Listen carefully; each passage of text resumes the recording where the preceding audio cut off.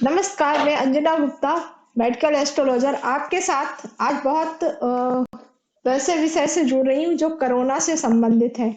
इसमें बहुत सारी चर्चाएं बहुत जगह हो रही हैं और मैं चाहती हूँ कि हम लोगों के माध्यम से भी ये चीज हो। जैसे कहा जाता है, the sky is what you make it, the sky is green और ब्लू। मतलब हमको कोरोना बीमारी ऐसे लग रही है, हर लोगों ने अपने अपने नजरिए से देखा है इस बीमारी को। तो मैं इसको ऐसे देख रही हूँ कि 3 साल से हम लोग इस बीमारी से जूझ रहे हैं। जैसे कि हम कह सकते हैं कि तन के लिए जूझ रहे थे, तो इसमें हम कह सकते हैं कि फिजिकली कहीं हमारी इम्यूनिटी की बात हो रही थी 2019 में। 2020 में जैसे कि हमारी उससे मन से संबंधित इम्यूनिटी की बात हुई थी। अब हमारी आखिरी 2022 में आत्मा की इम्यूनिटी की बात हो रही है। इसी तरह मैंने देखा है कि यह जो हमारी इम्यूनिटी का पावर है वो कहाँ है, इसको ढूंढने का हम लोग प्रयास कर रहे हैं, एक तरह से मानसिक रूप से, आध्यात्मिक रूप से और आयुर्वेदिक रूप से।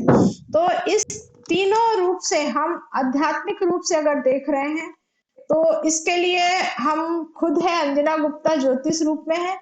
मानसिक रूप से मैं डॉक्टर अजय शुक्ला को आमंत्रित कर चुकी हूँ। और जो आयुर्वेदिक रूप से है वह है हमारे साथ बालेंदु शेखर, डॉक्टर बालेंदु शेखर त्रिवेदी जी जुड़ चुके हैं। उनके द्वारा हम जान पाएंगे। और चूंकि हमारा विषय बहुत बृहद हो सकता था, यहाँ मैं योग भी जोड़ सकती थी तो ज्यादा अच्छा होता। फिर भी अभी 3 लोग 3 साल की बात कर रहे हैं। तो सबसे पहले एक सूक्ष्म स्तर पर कोरोना की बात को लेकर हम लोग यहाँ पर उपस्थित हैं। तो मैं सबसे पहले चाहूंगी तन से संबंधित हमारा आयुर्वेद आता है, जिसमें कि हम तन को स्वस्थ कैसे रखें इस पर चर्चा करेंगे। और मैं चाहूंगी क्रम से हम लोग ऐसे टाइम का शेड्यूल भी ध्यान रखें और अब हम लोग चर्चा करें। सबसे पहले मैं आपसे पूछना चाहूंगी शेखर जी कि हम आयुर्वेदिक रूप से कोरोना काल को कैसे फाइट कर सकते हैं कि हमारा तन स्वस्थ रहे, क्योंकि इस समय तन भी बहुत ज्यादा खराब हो चुका है और लोग बाग बहुत परेशान हैं अपने शरीर को लेके। तो बहुत सारे उपाय कर रहे हैं, उस पे आपका क्या है और किस तरह से इसको आप देखते हैं और हमें किस तरह से इस सब चीजों को फेस करना चाहिए। जी। जय गुरुदेव। जी। आयुर्वेद के विषय में हम चर्चा कर रहे हैं कोरोना को लेकर के। तो आयुर्वेद का सिद्धांत है वात पित्त कफ का सिद्धांत है। जी। जो कोरोना में जो लक्षण होते हैं, जो सिम्टम्स होते हैं, उसमें एक तो बुखार होता है, फीवर होता है, दूसरा खांसी है, सर्दी जुकाम, अंगों में वेदना होती है, पेन होता है, बॉडी में पेन होता है, इस तरह से लक्षण होते हैं। तो इसका ज्यादातर प्रभाव जो है लंग्स के ऊपर देखा गया है, लंग्स को प्रभावित करता है। इसलिए जो है आयुर्वेद के दृष्टिकोण देखा जाए तो ये कफ को लेकर के आता है, कफ दोष इसमें प्रकोपित होता है। तो कफ दोष को शांत करने के लिए हमारे यहाँ जो है बहुत औषधियां हैं आयुर्वेद में। उसमें जैसे एक सोंठ पीपर मरीच त्रिकुटु कहते हैं, उसका पानी पिया जाए, उसका काढ़ा पिया जाए। और दूसरा है जैसे इतोप्लाज चूर्ण है, लक्ष्मी विलास रस है, महासुदर्शन घनबटी है और गिलोय घनबटी है। मैं यहाँ 2 मिनट आपको रोक रही हूँ। इसमें क्या चीज ज्यादा प्रभावित हो रही है वात पित्त कफ में? क्या तीनों बिगड़ गए हैं कि एक विशेष रूप से पहले बिगड़ गया है फिर दूसरा जुड़ गया, ऐसा कुछ बताइए लोगों को, फिर दवाई बताइएगा। नहीं, उसमें क्या है कि कफ दोष जो है ना ज्यादा प्रकोपित होता है इसमें। जैसे खांसी, सर्दी, जुकाम और लंग्स के अंदर प्रभावित करता है। तो लंग्स जो है ये कफ का क्षेत्र माना गया है, जी क्योंकि जी ऊपर का भाग जो होता है कफ का क्षेत्र होता है। जी। तो इसमें जो है कफ ही दोष मुख्य रूप से प्रभावित होता है।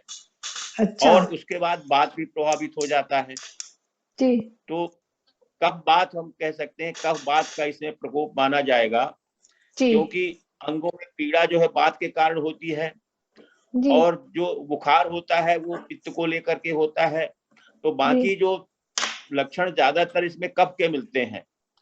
तो अच्छा। ये धीरे धीरे फिर तीनों दोषों को ले प्रकोपित कर देता है। तो ज्वर जो होता है बुखार पित्त के कारण होता है, पित्त दूषित हो जाता है, जी जी। क्योंकि स्वाद जो है, मुंह का स्वाद चला जाता है, नाक की गंध चली जाती है।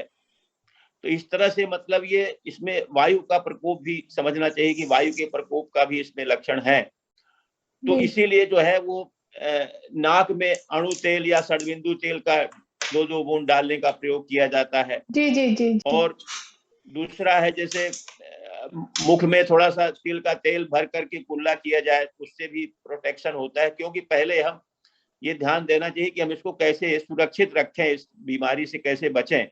जी जी तो इसके बचाव के लिए सबसे बढ़िया उपाय है कि हम एक्सरसाइज बढ़ाएं अपने जीवन में, जो है जी यौगिक एक्सरसाइज है या कुछ भी दौड़ने का काम है, कसरत है, जो भी है, जो एक्सरसाइज एज के अनुसार जो कर सकते हैं वो करें। जी और गर्म पानी का प्रयोग बहुत जरूरी है, क्योंकि कफ जो है वो शीतल होता है, वायु भी शीतल होता है। जी तो जी ऐसी स्थिति में गर्म पानी, उष्ण पेयजल जो है वो सही रहता है इसमें। तो गर्म पानी पीने से कफ का प्रकोप नहीं बढ़ेगा। और दूसरा, जैसे भाप लेने की प्रक्रिया है, तो अगर हम भाप लें थोड़ा सा, मतलब उबाल करके उसकी भाप के नाक के द्वारा, मुंह के द्वारा ऐसे भाप लें, तो उससे भी उसके बचाव हो सकता है। तो ये तो बचाव के तरीके हो। दूसरा, अपनी इम्यूनिटी को बढ़ाना है। जैसे हमारे यहाँ जो कुछ रसायन द्रव्य हैं, जैसे गिलोय है, अश्वगंधा है, तुलसी है, ये द्रव्य ऐसे हैं कि जो अपनी इम्यूनिटी को बढ़ाते हैं। तो ओज जो है शरीर में बढ़ना चाहिए। ओज क्या है? इम्यूनिटी है। ओज मतलब तेज, जो शरीर का तेज है। जैसे आपने अध्यात्म की बात किया था, तो जो हमारी आत्मा है वो निर्विकार है। तो इस तरह से अपना जो तेज बढ़ेगा तो हम आत्मचिंतन कर सकते हैं। अगर हमारा तेज ठीक नहीं होगा, हमारे ओज की कमी होगी, तो हम आत्मचिंतन नहीं कर सकते। इसलिए ओज जो है वो शरीर में बढ़ना चाहिए, कांति बढ़ना चाहिए। इसके लिए गाय का दूध है, और हम्म। कुछ औषधियां हैं, जैसे ब्रह्म रसायन है, च्यवनप्राश, ऐसी औषधियों का सेवन किया जाए, जो रसायन द्रव्य होते हैं जो एज को स्लो करते, एजिंग प्रोसेस स्लो कर देते हैं, यानी वयास्थापन की प्रक्रिया करते हैं। तो रसायन के नाम से भी जाना जाता है, इनको रसायन के नाम से भी जाना जाता है। रसायन द्रव्य सेवन करना चाहिए। तो उन रसायन द्रव्य का सेवन करने से हमारे अंदर ओज की वृद्धि होती है। जैसे गाय का घी है और गाय का दूध है, ये तो ये आजकल चीजें बहुत ऐसा। मुश्किल काम हो गया है ये मिलना। इसीलिए ना, तो हमारा जो खान पान जो अननेचुरल हो गया है, उसको हमको प्राकृतिक ढंग से करना पड़ेगा। अंकुरित भोजन से मूंग को अंकुरित करके, चने को अंकुरित करके लिया जाए, नाश्ते में फ्रूट्स का प्रयोग किया जाए। अब जो आहार हम लेते हैं उसमें ज्यादातर ये सब पेस्टिसाइड से बने होते हैं, सब रासायनिक प्रक्रिया से खेती हो रही है। तो इसका भी कारण है कि हमारी इम्यूनिटी कम हो रही है। जी जी जी इसलिए ऐसा भोजन पदार्थ लिया जाए जो मतलब ऑर्गेनिक रूप से उत्पादन, जिसका जैसे गोबर की खाद से जो खेती होती थी पहले, वो अगर शुरू की जाए तो उससे भी मतलब एक अच्छा रिजल्ट मिल सकता है अपने को। तो ये जी जो जी कोरोना जो आया है, ये एक प्रकार से पूरे संसार में एक परिवर्तन की लहर लेके आया गया। मतलब लोग सही मार्ग में चले। जैसे हमारे यहाँ नैतिक जो बात की जाती थी कि मतलब हम दूसरे का उपकार करें, क्योंकि तुलसीदास ने लिखा है, परहित सरित धर्म नहीं भाई, पर पीड़ा सम नहीं अधमाई। तो परोपकार की भावना हो सबके अंदर, एक दूसरे की मदद करने की भावना हो, तो उस भावना से भी हमारा शरीर जो है स्वस्थ रहता है और मन प्रसन्न रहता है। जी, तो बहुत अच्छी आपने बात कहा था है। शरीर और मन। हाँ, सही बात है। जैसे गीता में भी यही बात हुई थी। गीता में कृष्ण जी बहुत समझाते रहे, पर वो काम शायद नहीं हो पाया। वह कोरोना जैसे वायरस ने करके दिखाया। लोगों को यह बताया कि शरीर नश्वर है और आत्मा ही अजर अमर है। तो ऐसा भी समझ सकते हैं। मैं आध्यात्मिक स्तर पर आपकी बात को बुद्ध ग्रह से जोड़ रही हूँ। आयुर्वेदिक में बुद्ध ग्रह का बहुत महत्व है।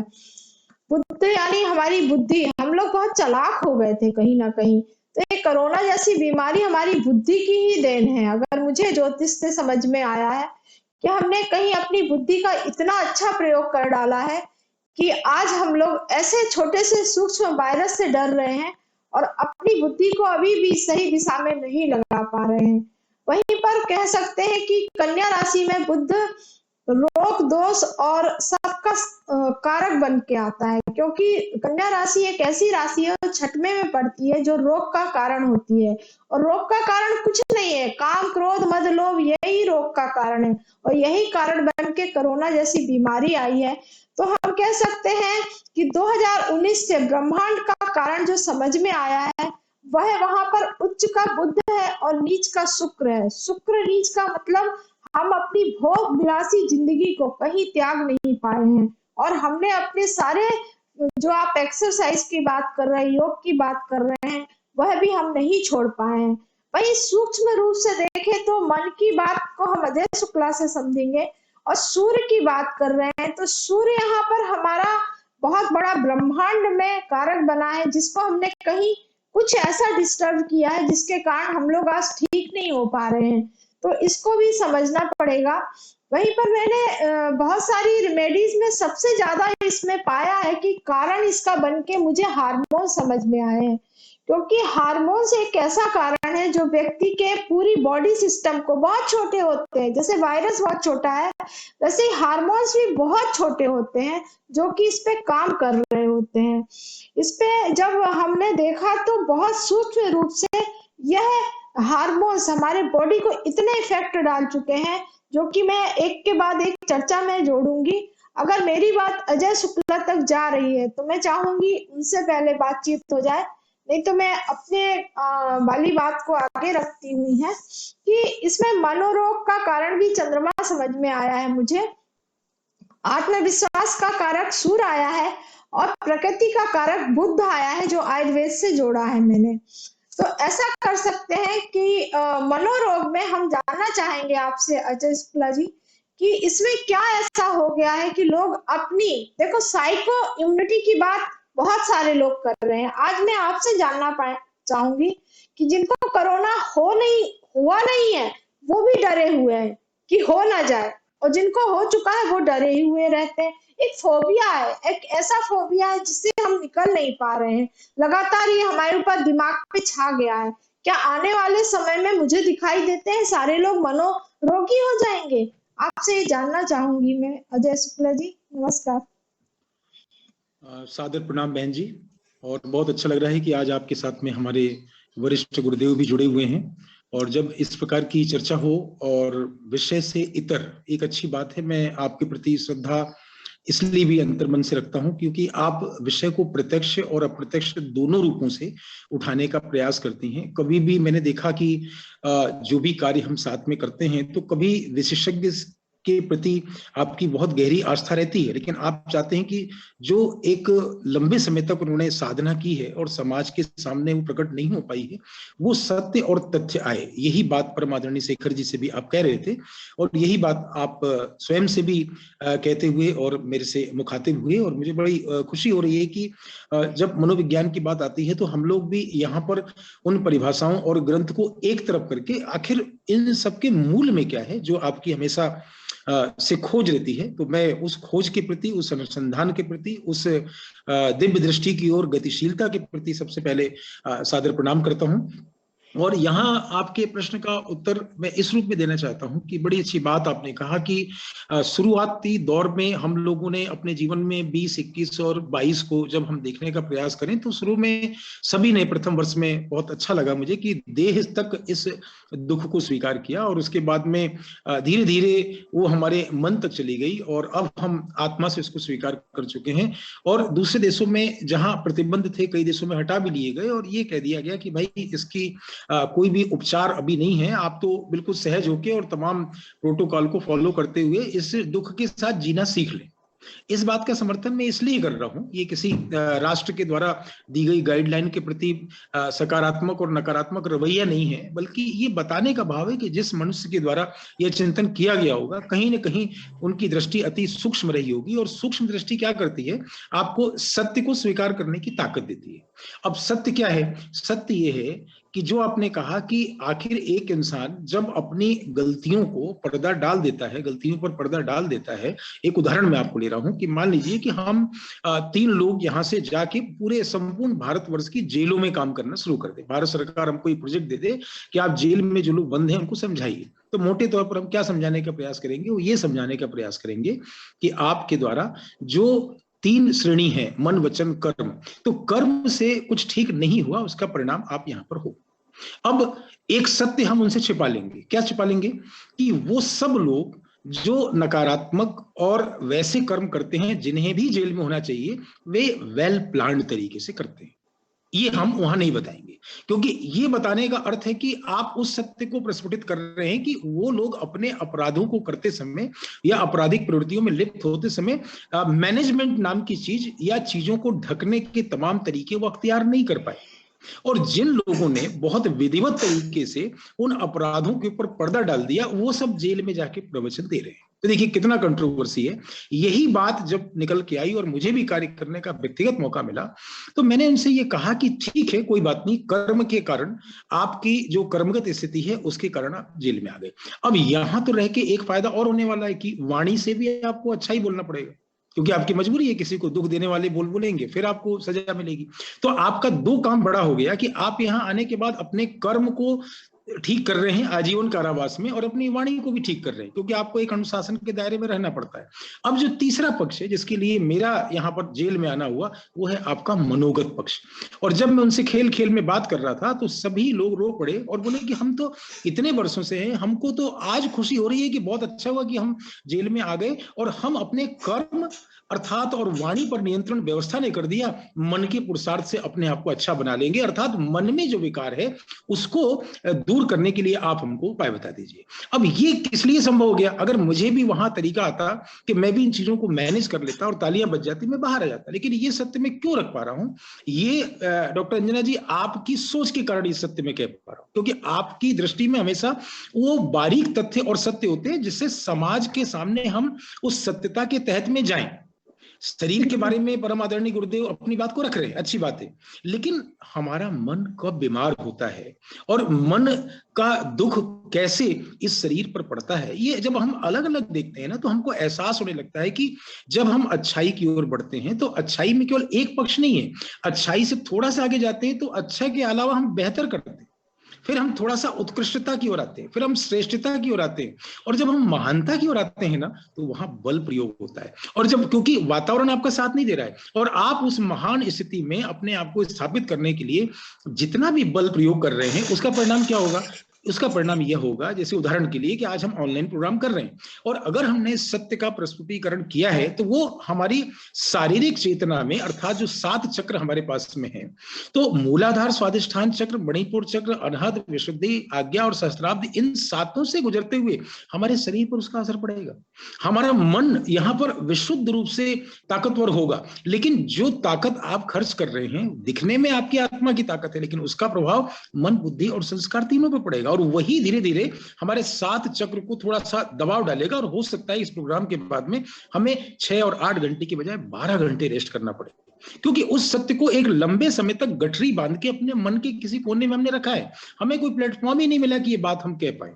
तो ये जो मन का विज्ञान है, ये डायरेक्ट हमारी मदद करता है कि उस सत्य को हम स्वीकार करें, चाहे वह अपराध व्यक्तिगत हो, चाहे वह अपराध पारिवारिक हो, चाहे वह अपराध सामाजिक हो, चाहे वह अपराध राष्ट्रीय और अंतर्राष्ट्रीय स्तर पर हो।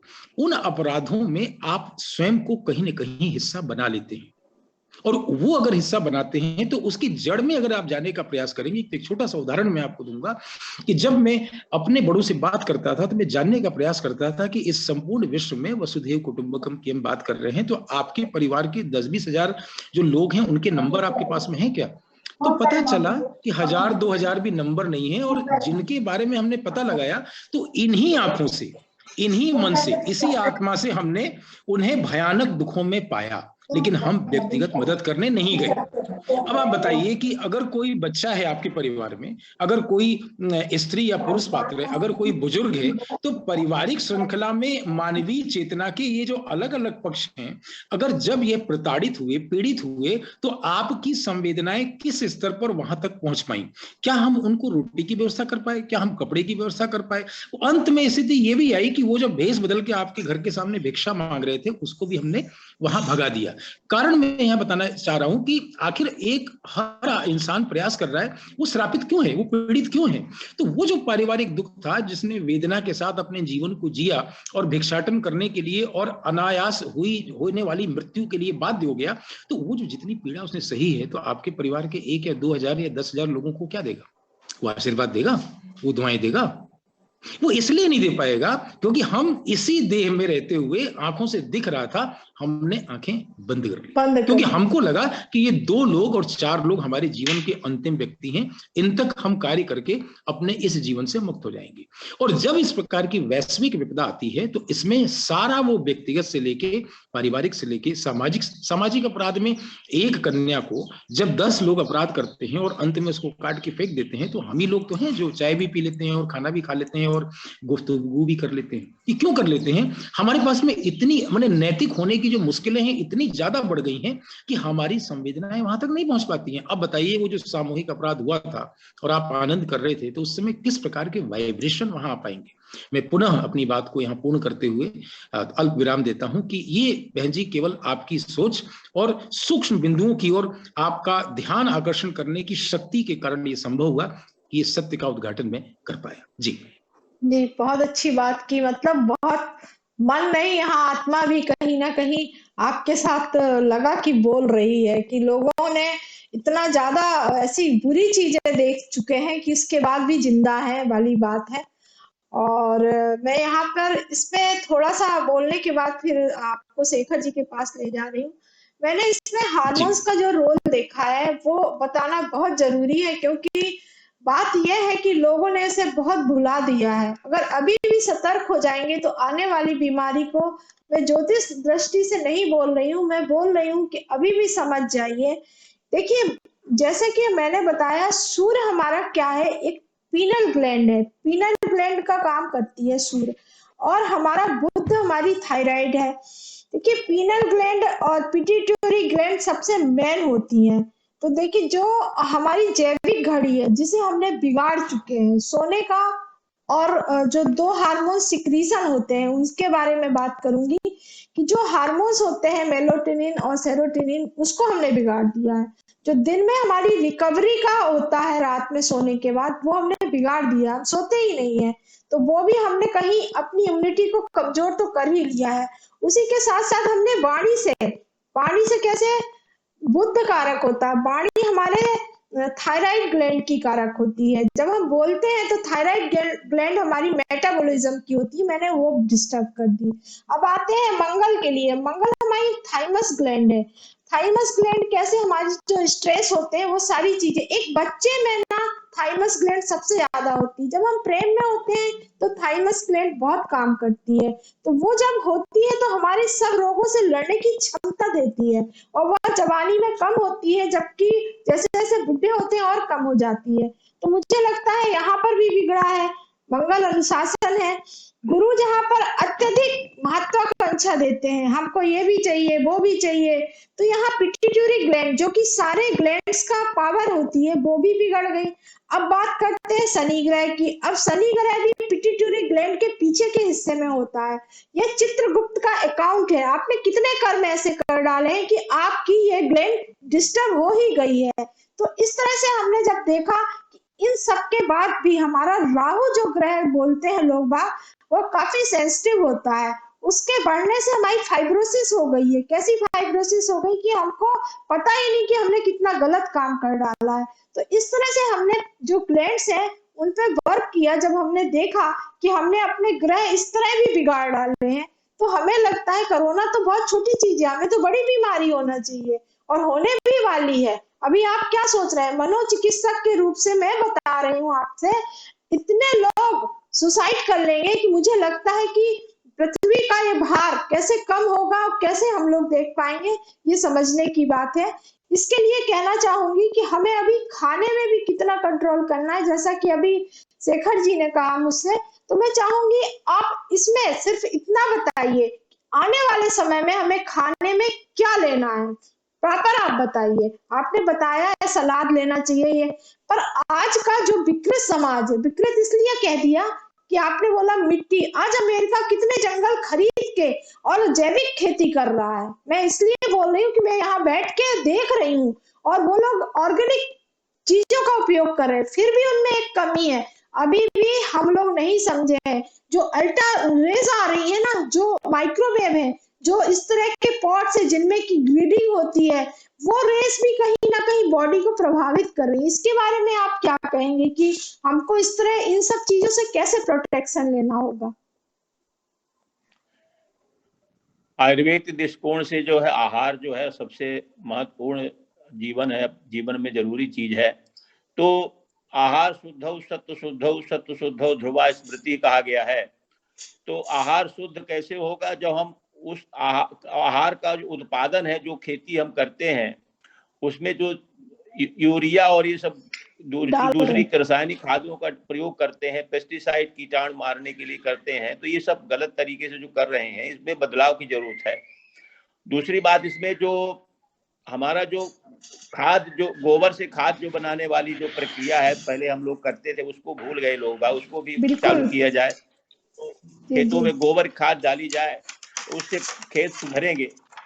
और दूसरा जो है सबसे बड़ी बात यह कि आजकल केवल जो है चावल गेहूं का प्रयोग ज्यादा हो रहा है, उसमें अपने जो दूसरे जो पदार्थ जैसे मक्का है, ज्वार है और बाजरा है, रागी है, ऐसे पदार्थ, चना है, ये सब चीजें लोग भूल गए खाने के लिए। बिल्कुल बिल्कुल सही है।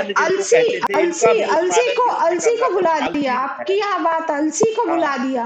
तिल का तेल इतना महत्वपूर्ण है, तिल का तेल राजा है, सब तेलों का राजा है तिल, उसको कितना भुलाया है। आज हमारे पास बोलते हैं कि ये तेल है, वो तेल है, आज आप खाइए ये, इससे आपको हार्ट नहीं होगा। एक भी कोई कंपनी नहीं कहती कि तिल का तेल खा लीजिए। ये कितनी बड़ी विडंबना है इस चीज की। मुझे भी बड़ा लगता है कि अलसी नहीं खाने देते, जो कैंसर का सबसे बड़ा इलाज है, ओमेगा फैटी एसिड होता है। तो हमारे यहाँ का जो खाना है, जो पुराना खाना था, उसको हम कैसे लाएं कि लोग इस चीज को समझे। कोई ब्रांड कंपनियां नहीं आती इसमें, सिर्फ ये हो रहा है कि और प्यूरिफाइड कर रहे हैं। जो कहते थे ना, जो पहले कोलू के बेल में जो निकलता था तेल, वो तेल कहाँ गया? उस तेल का खाना कहाँ गया? आज बोलते हैं हार्ट डिजीज नहीं होगी, डायबिटीज नहीं होगी, ये खाइए वो खाइए। अरे भाई, आप जो पहले खा रहे होते थे आयुर्वेदिक में, वो तो नहीं खा पा रहे हैं ना। तो आप जैसे लोग जो कि मुझे लगता है मेरे साथ जुड़े हैं, कृपया करके आप सबसे पहले जब भी आप रोगी आए, तो ये चीज को सबसे पहले रखिए कि आप अपना देसी खाना चालू करिए, है ना। देसी खाना मतलब जरूरी है, बिल्कुल इसके बारे में करिए, क्योंकि कोई सरकार, कोई नहीं देखता है कि कौन सी यूरिया उपयोग कर रहा है, जबकि हमारा देश कृषि प्रधान रहा है। आज हमारा भरण पोषण करने वाला देश इतनी बीमारी लेके बैठ गया है, मतलब क्या हो रहा है समझ ही नहीं आ रहा है। कोई सरकार इस पे ध्यान नहीं देती है। आज हमारे यहाँ यूकेलिप्टस के पेड़ लगा दिए गए, जबकि हमारे यहाँ की जलवायु इसके लिए है ही नहीं है। तो आज इतने पीपल के पेड़ क्यों नहीं लगाए गए, उखाड़ के फेंक दिए गए। मैं जहां रहती थी वहां की बात बता रही हूँ, मुझे गुस्सा आ रही है इस चीज को लेके। वहां इतना अच्छा वहां पार्क बना दिया, सारे पेड़ उखाड़ के। अरे कौन सा पार्क बना? अरे जब पेड़ ही उखड़ गए तो पार्क का क्या होगा कि वहां आके लड़के लड़कियां बैठ के एंजॉय करें? भाई ये सब चीजें बहुत विकृत हो चुकी हैं, इसका पनिशमेंट कोरोना ही हो गया है। तो आपसे मैं द्विवेदी जी आखिरी में यही कहूंगी कि आप इसके लिए सच में सात्विक बताइए, तभी हम लोग का कल्याण होगा। हाँ, सात्विक भोजन लोग लें। सात्विक भोजन से अपने भगवत गीता में रस्या स्निग्धा स्थिरा, इस तरह से भोजन जो है, ड्राई फ्रूट्स हैं, गाय का घी है, गाय का दूध है, इनका सेवन किया जाए तो इससे बचाव होगा। जी जी। मैं अजय भैया आपका भी बहुत बहुत धन्यवाद करती हूँ, आपने आने का कष्ट किया, और मुझे ऐसा लगता है कि आपके द्वारा यह प्रोग्राम बिना अधूरा था। आपने आत्मा ही हिला दी है। अगर आपको कुछ और कहना है तो कह दीजिए, फिर बंद करते हैं। बहुत अच्छी बात हमारे परम आदरणीय द्विवेदी जी ने कहा और आपने भी कहा। मैं दोनों ही महानुभावों का समर्थन करते हुए ये बात कहना चाहता हूँ कि जो पैराडॉक्स है, जो जीवन का विरोधाभास है, उसको हमें ठीक करना होगा। सात्विकता के प्रति हमें आस्था रखनी होगी और जहां तक बात कंपनियों और सरकार की है, तो ये हम सबको पता है कि जिस इंसान ने यूरिया की खोज की थी उनको नोबेल प्राइज मिला था, और जब उनको पता चल गया कि यूरिया से उत्पादन तो बढ़ा है लेकिन उससे कैंसर हुआ, तो उन्होंने अपना नोबेल प्राइज वापस कर दिया। अब इस सत्य का संज्ञान कोई भी सरकार लेने के लिए तैयार नहीं है, तो हमारे पास केवल आक्रोश और विरोध के अलावा कोई जो अवशेष है वो नहीं बच पाता है। तो कुल मिला के ये समग्र दृष्टि से हम कहें तो हमारी व्यक्तिगत जीवन की प्रणाली, सामाजिक प्रणाली और शासकीय स्तर पर हमें देखना होगा कि व्यक्तिवाद और वस्तुवाद से धीरे धीरे अपने आप को बाहर निकालें।